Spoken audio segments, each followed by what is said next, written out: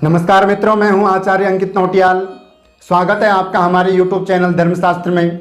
जैसे कि आप जानते हैं कि हम इस चैनल के माध्यम से धर्म से संबंधित जानकारियां लाते रहते हैं। तो आज हम बात करेंगे कि पूजा पाठ करने के बाद जब हम अपने आसन से उठते हैं तो हमें कौन कौन से ये 4 कर्म करने चाहिए। ये 4 कर्म कौन कौन से हैं, किस प्रकार से हमें करने चाहिए, इस पर आज हम बात करेंगे। सबसे पहला जो कर्म हमारा होता है पूजा पाठ के बाद, वो होता है प्रदक्षिणा। प्रदक्षिणा अर्थात जिसे हम परिक्रमा कहते हैं। परिक्रमा हम जब भी करते हैं तो अपने दाएं हाथ की तरफ से हमें परिक्रमा अर्थात प्रदक्षिणा प्रारंभ करनी चाहिए, शुरू करनी चाहिए। किस देवता की हमें कितनी परिक्रमा करनी चाहिए? तो शास्त्र में कहा गया है कि एका चंड्या रवे सप्ताह त्रिस्त्र कार्या विनायके हरिश्चतस्त्रः कर्तव्याः शिवस्यार्थ प्रदक्षिणा। अर्थात दुर्गा मैया की 1 परिक्रमा करनी चाहिए, सूर्य भगवान की हमें 7 परिक्रमा करनी चाहिए, भगवान श्री गणेश जी की 3 परिक्रमा करनी चाहिए, विष्णु भगवान की 4 परिक्रमा करनी चाहिए और भगवान शंकर की आधी ही परिक्रमा हमें करनी चाहिए। तो सबसे पहले जब हम अपने आसन से उठते हैं पूजा पाठ करने के बाद, तो सबसे पहले हमें प्रदक्षिणा करनी चाहिए अर्थात परिक्रमा करनी चाहिए।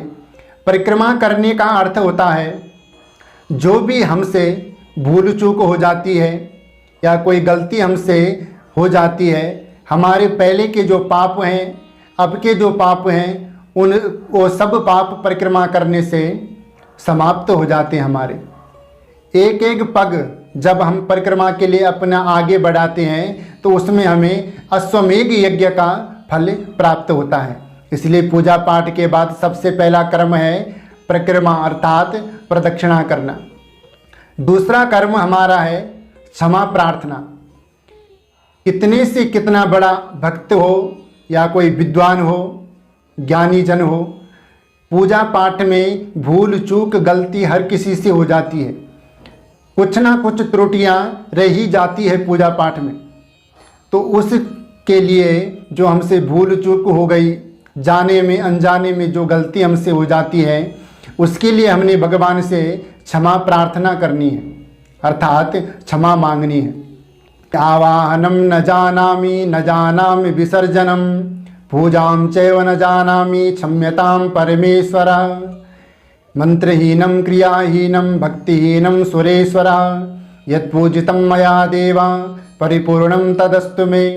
पापोऽहं पापकर्माहं पापात्मा पापसंभवः त्रायमां पुंडरीकाक्षः सर्वपापहरो भव सर्वकष्टहरो भव।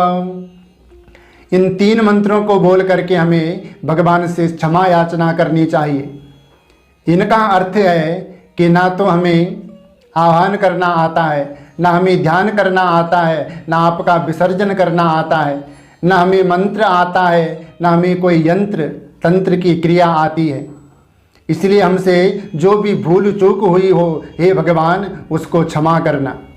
हमारे जो दुख हैं, कलेश हैं, उनका निवारण करना और जो गलती सलती हुई हो उसको क्षमा करना हमारी। तीसरा कर्म जो हमारा है वो है साष्टांग प्रणाम, जिसको हम दंडवत प्रणाम भी कहते हैं। तो किस किस को साष्टांग प्रणाम करना चाहिए, किस किस को नहीं करना चाहिए, इस पर शास्त्र ने बहुत सुंदर बात कही गई है। शास्त्र में कहा गया है कि पदभ्याम कराभ्याम जानोभ्याम मूर्धना च मनसा सह पंचांगे कथिता स्त्रीणाम प्रणामः पापहिंसकः। अर्थात और तो सब साष्टांग प्रणाम कर सकते हैं, पर स्त्री को साष्टांग प्रणाम नहीं करना चाहिए। स्त्री को पंचांग प्रणाम करना चाहिए। केवल शीश झुकाकर, शीश अर्थात सिर झुकाकर भगवान को प्रणाम करना चाहिए। स्त्री को साष्टांग अर्थात दंडवत प्रणाम भगवान को नहीं करना चाहिए। ये देवी भागवत में प्रमाण दिया गया है। इसलिए स्त्री साष्टांग प्रणाम ना करें और जो पुरुष वर्ग हैं उनको भगवान के आगे मस्तक झुकाकर साष्टांग प्रणाम करना चाहिए। चौथा कर्म हमारा होता है समर्पण का। समर्पण अर्थात जो हमने पूजा पाठ यज्ञ भगवान नाम का संकीर्तन किया हो, उसको हमने भगवान को अर्पण करना है। तो कैसे हमने भगवान को अर्पण करना है, ये मंत्र बोल करके आप भगवान को अर्पण करें। तो मंत्र बहुत सुंदर है, सुनिए आप कि कायेन वाचा मनसेन्द्रियैर्वा बुद्ध्यात्मना वा प्रकृते स्वभावात् करोमि यद्यत् सकलं परस्मै नारायणायेति समर्पयामि। इस मंत्र को बोल करके भगवान को जो भी हमने पूजा पाठ इत्यादि किया है, जो भी कर्म हमने भगवान के निमित्त किया है, उसको हमने भगवान को अर्पण करना है। हम सबसे बड़ी गलती क्या करते हैं कि हम भगवान को जो अपना पुण्य है उसको अर्पण नहीं करते हैं। हमारा जो पाप होता है, हम अपने पाप को भगवान को अर्पण करते हैं और पुण्य को अपने पास रखते हैं। और जब हम बखान करते हैं तो हम अपने पुण्य का बखान करते हैं और पाप को छुपाते हैं, जबकि अपने पाप को कभी छुपाना नहीं चाहिए। इस मंत्र को बोल करके भगवान को हमने समर्पण करना है, जो भी कर्म हमने किया है। इस मंत्र को बोलने के बाद हमने अपने हाथ में थोड़ा जल लेना है और जल लेने के बाद ये बोलना है हमने कि अनेन कृतार्चनेन श्री भगवतो हरिहर नारायण प्रियंताम न मम। और भगवान को अर्पण कर देना है, वो जल भगवान के आगे छोड़ देना है। ये तो भगवान नारायण की पूजा में आपने बोलना है। यदि आप भगवान गणेश जी की पूजा कर रहे हो तो जहाँ पर हरिहर नारायण है वहाँ पर आप गणेशाम्बिके बोल सकते हैं। भगवान शिव की पूजा कर रहे हो तो भगवान शिव का नाम उच्चारण करें। दुर्गा मैया का पूजन कर रहे हो तो दुर्गा मैया का नाम वहाँ पर उच्चारण करें। इस प्रकार से जो भी कर्म हमने किया है वो हमने भगवान को अर्पण करना है। पूजा पाठ जब हमारा हो जाए, ये 4 कर्म जब हमारे संपन्न हो जाएं, तो उसके बाद हमें थोड़ा जिस आसन पर हम बैठे हैं वहाँ पर हमने थोड़ा जल छोड़ना है और उस जल को अपने माथे से लगाना है। अब माथे से हमें क्यों लगाना है, तो शास्त्र में बहुत सुंदर बात कही गई है कि यस्मिन् स्थाने जपम कृत्वा सक्रो हरति तज्जपम तन्मृदा लक्ष्य कुर्वीता ललाटे तिलकाकृति।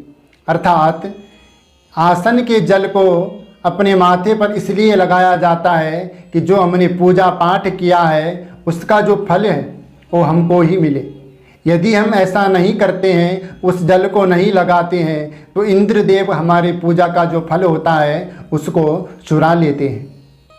तो इसलिए विशेष ध्यान रखें कि आसन से जब उठें तो थोड़ा जल नीचे डाल करके उस जल को अपने माथे से जरूर लगाना चाहिए। यदि हम कहीं कच्ची भूमि में आसन लगाकर बैठे हैं तो उस आसन के नीचे जो मिट्टी है उस मिट्टी को हम अपने माथे से थोड़ा लगा लें। तो इस प्रकार से जैसे मैंने आपको ये 4 कर्म बताए पूजा पाठ के बाद ज़रूरी है, ये 4 कर्म हमें करने चाहिए, तो आपकी समझ में आ गया होगा। तो आज के लिए इतना ही। मुझे विश्वास है हमारे द्वारा दी गई जानकारी आपको ज़रूर पसंद आई होगी। हमारे द्वारा दी गई जानकारी आपको पसंद आए तो हमारे चैनल को सब्सक्राइब करें, लाइक करें, शेयर करें, कमेंट करें। तब तक के लिए जय जय श्री राधे श्याम।